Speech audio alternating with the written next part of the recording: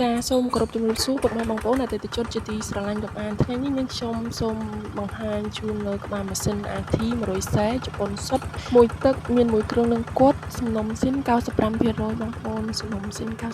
95%មួយទឹកជប៉ុនសុទ្ធមកស្អាតណាស់បងប្អូនមានមួយគ្រឿងនឹងគត់បងប្អូនមានតម្រូវការអាចធ្វើការទាក់ទងមកបាន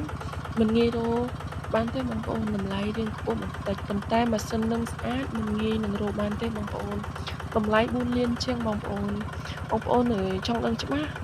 អាចខលមកតាមលេខទូរស័ព្ទដែលដាក់នៅលើវីដេអូនឹងស្រាប់ឬក៏អាចឆាតមកបានបងប្អូនតម្លៃលុយខ្មែរ4លានជាង4លានក្រាស់បងប្អូនតាក់ទងមកបានបើស្រឡាញ់ក្បាលម៉ាស៊ីនប្រភេទហ្នឹងចាចង់បានលើហ្នឹងគឺថាគ្មានទេចាបើថាលើហ្នឹងមានតែបកកេះតែម្ដង95%ណាបងប្អូន